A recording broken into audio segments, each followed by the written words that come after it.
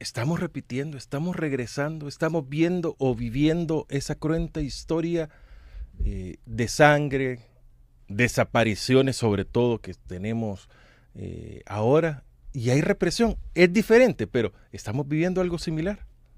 Sí, porque las causas que han generado lo que yo le relaté, así un poco extendido, Sí, de la historia salvadoreña de los últimos 2 siglos, es a partir de las tres condiciones, características que han permanecido intocables en El Salvador. El hambre, con el hambre yo resumo con esa palabra las condiciones de exclusión, de pobreza, ¿verdad? De limitaciones que tienen las mayorías populares. Así les decía Ignacio Yacuría.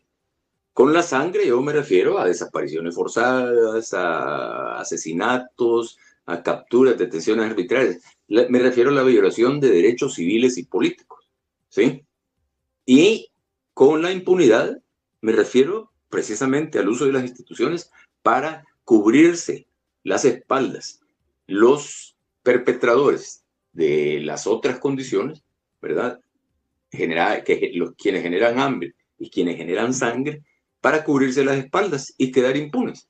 Entonces, eso conlleva el control de las instituciones del Estado. Entonces, si esas tres condiciones, si esas tres situaciones, si esas tres realidades siguen presentes, cuando se tuvo la oportunidad, al menos de octubre de 1979, del 15 de octubre de 1979, bueno, se han tenido varias oportunidades. En la década de 1970, las elecciones de 1972 y 1977 fueron oportunidades desperdiciadas por quienes detentan el poder, los poderes, ¿verdad? De ahí en octubre de 1979, el 15 de octubre, con el golpe de Estado, que después se prostituyó, ¿verdad? Se desnaturalizó, pero la proclama de la Fuerza Armada, de la Juventud Militar, ¿verdad? Era una proclama muy, muy revolucionaria. De ahí se tuvo la otra oportunidad desperdiciada, estoy hablando de 4 oportunidades, con el fin de la guerra y los acuerdos para construir un nuevo país, ¿verdad? Como eso no se hizo, como se desperdiciaron esas oportunidades, siempre alguien o un grupo, ¿verdad? Sale ganando y el ganador ha sido siempre, ¿verdad? Los dueños del país y sus administradores. Solo que ahora el administrador actual quiere ser parte de los dueños del país y está haciendo todo lo posible para ello, ¿verdad? Y me refiero a la familia Bukele, obviamente. Entonces, si esas tres condiciones siguen, sí. Francisco, o sea, se va a seguir repitiendo la historia. Y el último elemento que menciono, el de la impunidad, es el que permite que la sangre el hambre siga permaneciendo y la sangre se siga derramando. O sea, la impunidad es el eje de la rueda de la historia de El Salvador que gira en el mismo lugar, patina, se hunde, ¿verdad? Cada vez más. O sea, si usted hace el recuento, ¿verdad? Después de la matanza de 1932, la rebelión contra Hernández Martínez, las gestas de la década de 1970, ¿verdad? La lucha popular, después la guerra contra las maras, ¿verdad? Entonces, o sea, es la historia cíclica, ¿verdad? Repetitiva de la realidad de Salvador. Ahora, Benjamín, la posición no, la reacción del salvadoreño es la misma, claro, con las diferencias lógicas, pero es similar o es la misma a la del siglo pasado, la reacción del Salvador actual, de la población actual, o es Mire, más tolerante. yo diría que sí, yo me remito a lo que yo conozco, ¿verdad? Porque lo he vivido. A mí me tocó vivir y usted va, ni modo, vamos a tener que hablar de fútbol, ¿verdad? Claro, Este, la que, la que dicen que fue la guerra del fútbol y que no fue la guerra del fútbol, fue la guerra de la oligarquía salvadoreña queriéndose extender por Centroamérica, en el marco de un mercado común centroamericano que se creó después del fin de la Segunda Guerra Mundial para sustituir la importación de productos a Centroamérica. Entonces, fabricar cierta cantidad de productos aquí en la región. Entonces, El Salvador, la gente habla, Francisco, de la laboriosidad del pueblo salvadoreño. Yo hablo de la voracidad de los dueños del Salvador, que es diferente, ¿verdad? Entonces, esa voracidad hizo que en Honduras se preocuparan, ¿verdad? Se preocuparan. Y El Salvador, siendo una olla de presión en esa época, con el tema de la pobreza, con el tema de la violencia. El Salvador siempre ha sido violento y sigue siendo violento, ¿verdad? Eso es un mito de que ya El Salvador no es violento y es el país más seguro del mundo. O sea, no estamos como cuando estaban las maras, pero eso da para otro montón de temas.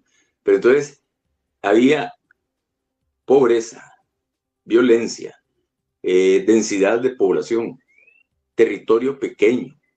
Entonces, esos 4 ingredientes de esa olla de presión hacían que la temperatura volviera peligrosa, ¿verdad? Pero tenía válvula de escape. Y la válvula de escape eran mercado común centroamericano y migración, sobre todo a Honduras. Se da la guerra con Honduras por motivación del expansionismo voraz de la oligarquía salvadoreña, oligarquía burgués terrateniente, y con 250, 300 mil salvadoreños y salvadoreñas viviendo en Honduras, los dueños de Honduras se preocuparon, ¿verdad? Y empezó la cacería de población salvadoreña, que a final de cuentas desembocó en la guerra con Honduras, una guerrita, yo no le digo guerra, una guerrita de 100 horas, que hizo que la población salvadoreña se regresara para El Salvador y aumentara la temperatura de esa olla de presión. ¿Pero por qué me he referido a la guerra con Honduras? Porque al regresar la tropa, y esto tiene que ver con su pregunta, al regresar la tropa salvadoreña de Honduras, victoriosa, decían, ¿cuál? Eran, o sea, los muertos los ponía el pueblo, los pueblos, ¿verdad? Y se lucraban las oligarquías. Dicen que hasta Monseñor Eduardo Álvarez, que era obispo de San Miguel, y el obispo castrense sacó su tajada de vehículos y de cosas de Honduras, ¿verdad? Pero bueno, yo soy testigo del desfile militar de las tropas victoriosas, decía Sánchez Hernández, Fidel Sánchez Hernández, el general presidente de la época, de la gente en las calles aplaudiéndole a la tropa. O sea, y la gente como que estuviéramos viviendo lo que ha pasado ahora. Ahora ya yo veo, no sé si usted lo percibe también, va disminuyendo todo ese enamoramiento, ¿verdad? Hacia la figura de Bukele. Pero en aquel tiempo el general Fidel Sánchez Hernández era el Bukele de la época, ¿sí? Yo me acuerdo los discursos se los hacía Waldo Chávez Velasco, que había sido comunista, ¿verdad?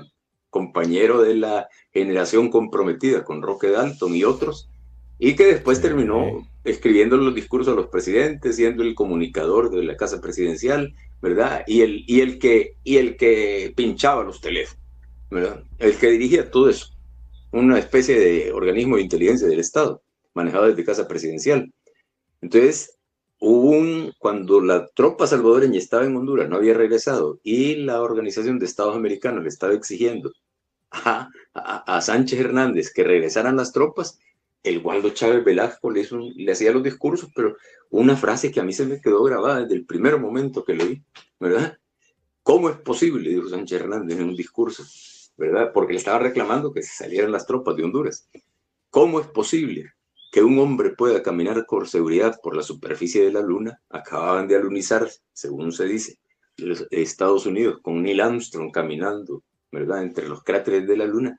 ¿Cómo es posible que un hombre pueda caminar por la superficie de la luna y no pueda, por su nacionalidad, caminar tranquilo por las veredas de Honduras? No, hombre, esa frase era... Y la gente bramaba, ¿verdad? Y llenaba las calles a las tropas. Y ahí tengo yo fotos que dice Ejército Victorioso, ¿verdad? Ahí por el Palacio Nacional. Y menos de 3 años después, Francisco, perdieron las elecciones el Partido de los Militares y de la Oligarquía en 1972 contra la Unión Nacional Opositora, que le ganó al PSN, al Partido de Conciliación Nacional, y vino el fraude electoral. El fraude electoral de 1972 fue el que inició el camino de la gente hacia el desencanto, de la vía electoral como forma de cambiar la realidad de El Salvador, y eso se confirmó en 1977 con otra elección presidencial y otro fraude electoral. Entonces, ¿qué le quedó a la gente? ¿Verdad? La organización popular y al final de cuentas la guerra. ¿Verdad? Entonces, es que el que no sabe la historia, ¿verdad? No conoce de esto que les estoy hablando. Pero esa es la realidad. Entonces, si hacemos la lectura de lo que está ocurriendo ahora en El Salvador, ya hubo fraude, ¿verdad? Un fraude que se inicia, yo digo que a partir de la toma de la Asamblea Legislativa el 9 de febrero de 2020, pero que progresa con la negociación con las maras para las elecciones del 2021, sí, del 2021, para la Asamblea Legislativa, la destitución del fiscal general, la destitución de la Sala Constitucional, el cambio de la normativa electoral, sobre todo aquella que no permitía que se cambiara la normativa electoral un año antes de las elecciones, y la reelección, ¿verdad? Entonces, un fraude, yo sostengo que es mayor que los fraudes electorales de 1972 y de 1977. Entonces, la historia se está repitiendo lamentablemente.